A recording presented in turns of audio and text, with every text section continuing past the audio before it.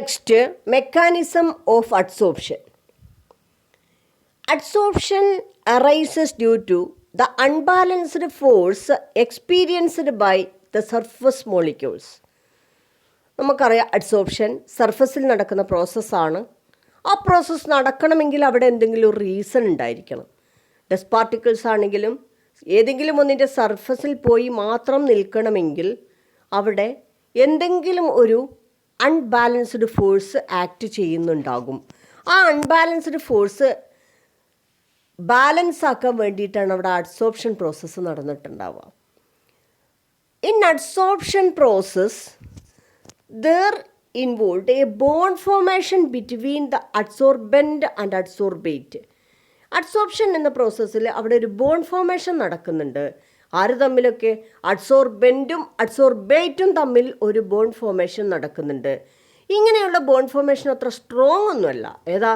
വീക്കായിട്ടുള്ള van der Waals force പോലെയുള്ള ഫോഴ്സുകളാണ് ഈ അഡ്സോർബെൻറ്റിൻ്റെയും അഡ്സോർബേറ്റിൻ്റെയും ഇടയ്ക്ക് ഉണ്ടാകുന്നത്. നമുക്കറിയാം ഒരു ബോണ്ട് ഫോർമേഷൻ ഒരു കരാറാണ്. ആ ബോണ്ട് ഫോർമേഷൻ ഉണ്ടാകണമെങ്കിൽ ഏതൊക്കെയാണോ ആ ബോണ്ട് ഫോർമേഷനിൽ പങ്കെടുക്കുന്നത് അവർക്ക് രണ്ടുപേർക്കും ബെനിഫിറ്റ് ഉണ്ടെങ്കിൽ മാത്രമേ ആ ബോണ്ട് ഫോർമേഷനിൽ പങ്കെടുക്കുള്ളൂ. അപ്പോൾ അഡ്സോർബെൻറ്റിൻ്റെ മുകളിലും ഒരു അൺബാലൻസ്ഡ് ഫോഴ്സ് ഉണ്ട്, അതേപോലെ അഡ്സോർബേറ്റിൻ്റെ മുകളിലും ഒരു അൺബാലൻസ്ഡ് ഫോഴ്സ് ഉണ്ട്. ഈ അൺബാലൻസ്ഡ് ഫോഴ്സുകൾ തമ്മിൽ ബാലൻസ് ആവാൻ വേണ്ടിയിട്ടാണ് അഡ്സോർപ്ഷൻ എന്ന പ്രോസസ്സ് നടക്കുന്നത്. ഈ അഡ്സോർപ്ഷൻ എന്ന പ്രോസസ്സ് ഓൾവേസ് എക്സോതെർമിക് പ്രോസസ്സാണ്. എക്സോതെർമിക് പ്രോസസ്സ് എന്ന് പറഞ്ഞാൽ എന്താ? Heat energy. അഡ്സോർപ്ഷൻ എന്ന പ്രോസസ്സ് നടക്കുന്നതോടുകൂടി ഹീറ്റ് എനർജി റിലീസ് ചെയ്യും. അതുകൊണ്ട് enthalpy value for an exothermic reaction is negative. Delta H is negative. നമ്മൾ നേരത്തെ ഒരു എക്സാമ്പിൾ ഡിസ്കസ് ചെയ്തു.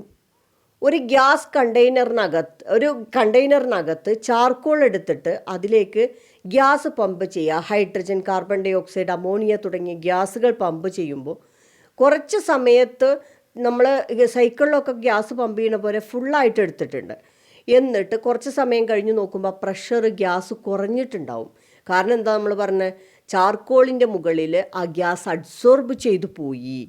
അപ്പോൾ ശരിക്കും പറഞ്ഞാൽ അവിടെയുള്ള ഡെൽറ്റ എസ് എന്ന് പറഞ്ഞാൽ എന്താ? Measure of disorderness, entropy decrease ചെയ്യാണോ ഇൻക്രീസ് ചെയ്യാണോ ചെയ്തിട്ടുണ്ടാവുക? അഡ്സോർപ്ഷൻ കൂടിയാൽ അവിടെ ഗ്യാസിന് പിന്നെ എൻട്രോപ്പി എന്ന് പറഞ്ഞാൽ ഡിസോർഡർനെസ്സാണ്. അലഞ്ഞു തിരിഞ്ഞ് നടക്കാൻ പറ്റുമോ?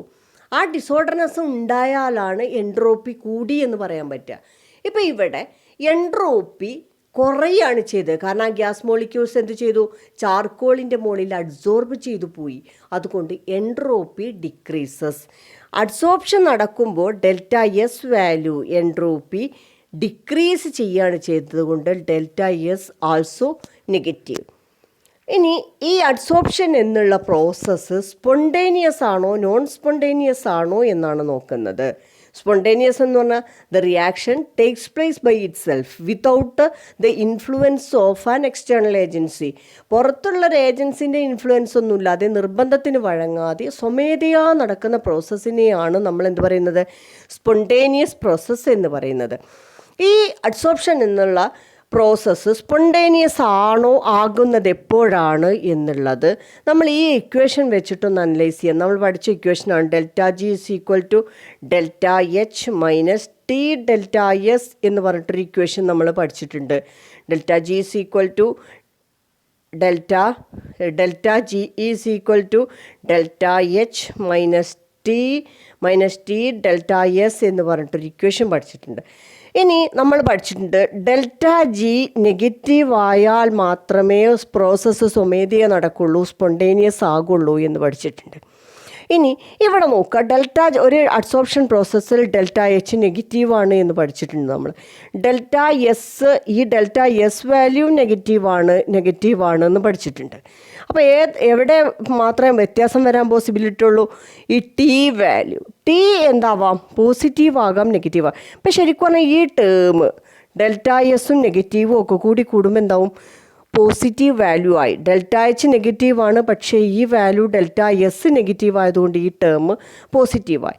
ഇനി ഡെൽറ്റ ജി നെഗറ്റീവ് ആകണമെങ്കിലോ ഏത് വാല്യൂ കുറയണം? ഈ ടെമ്പറേച്ചർ ടി ഡെൽറ്റ എസ് എന്നുള്ള പോസിറ്റീവ് വാല്യൂവിൻ്റെ അളവ് കുറഞ്ഞാൽ മാത്രമേ ഡെൽറ്റ ജി എന്താവുള്ളൂ, നെഗറ്റീവ് ആകുള്ളൂ. ഡെൽറ്റ എച്ചിൻ്റെ വാല്യൂ കൂടുതലും ടി ഡെൽറ്റ എസിൻ്റെ വാല്യൂ കുറവും ആകണം. അങ്ങനെയാണെങ്കിൽ ഏതാ കുറയേണ്ടി വരിക?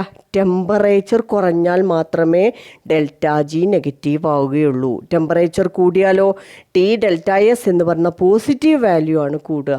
അപ്പം നമുക്ക് ഈ അഡ്സോർപ്ഷൻ എന്ന് പറയുന്ന പ്രോസസ്സ് സ്വമേധയാ നടക്കണമെങ്കിൽ, സ്പോണ്ടേനിയസ് ആകണമെങ്കിൽ ലോവർ ടെമ്പറേച്ചറിൽ മാത്രമേ സാധ്യമാകുകയുള്ളൂ. ടെമ്പറേച്ചർ കൂടിയാൽ അഡ്സോർപ്ഷൻ്റെ സ്പീഡ് അഥവാ റേറ്റ് ഡിക്രീസ് ആകും.